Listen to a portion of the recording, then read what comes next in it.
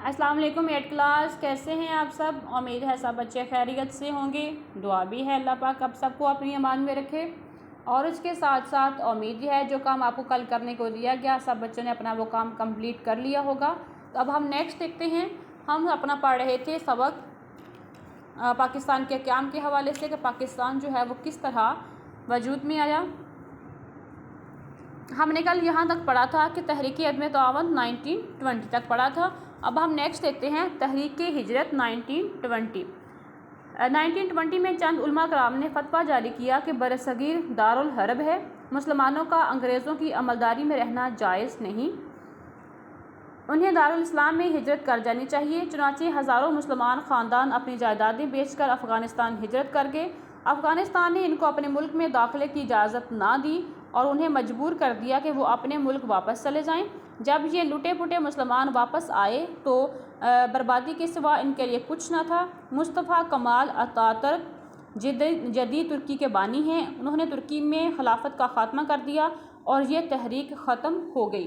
क्या हुआ कि 1920 में चंद उलमा कराम ने इस बात को कहा, ये फतवा जारी कर दिया कि मुसलमान जो हैं वो अंग्रेज़ों के साथ नहीं रह सकते, क्योंकि अंग्रेज़ जो हैं वो अपनी मर्ज़ी से मुसलमानों से अपने काम करवा रहे हैं। तो मुसलमान जो हैं वो यहाँ से हिजरत करके अफ़गानिस्तान चले जाएं।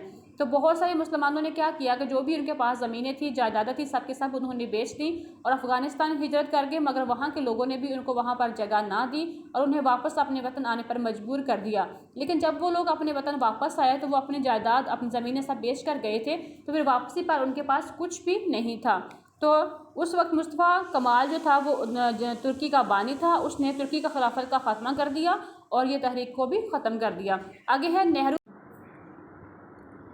नेहरू रिपोर्ट ने मुसलमानों के साथ माजी में किए गए मुआहदा लखनऊ पर पानी फेर दिया और जुदागाना इंतखाबात के असूल को रद्द करते हुए इन तमाम तहफ़्फ़ुज़ात को मानने से इनकार कर दिया जो मुसलमान अपनी तरक्की और बका के लिए लाजमी समझते थे। नेहरू रिपोर्ट की वजह से दोनों कौमों के माबैन ताल्लुकात ख़राब हो गए। कि जो नेहरू रिपोर्ट जो था एक फ़ैसला था माजी में जो किया गया था, जो मुआहदा लखनऊ हुआ था, पीछे हमने पढ़ा था कि मुआहदा लखनऊ हुआ था, लखनऊ की मकाम पर दोनों मुस्लिम लीग के दरमियान और कांग्रेस के दरमियान तय हुआ था। तो उन्होंने बाद में इसको मानने से भी इनकार कर दिया कि जो मुआहदा पहले तय किया गया था उन्होंने इस चीज़ को मानने से इनकार कर दिया।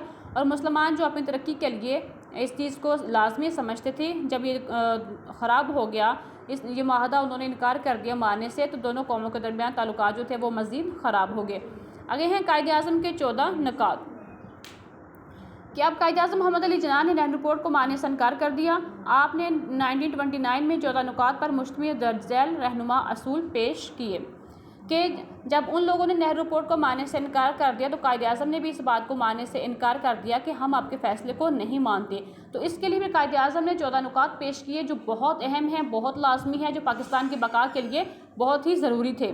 नंबर 1 पे क्या कहा गया कि आइंदा आइन वफाकी तर्ज का हो जिसमें सूबों को ज़्यादा खुद मुख्तारी दी जाए, तमाम सूबों को एक ही असूल पर दाखिली खुद मुख्तारी दी जाए।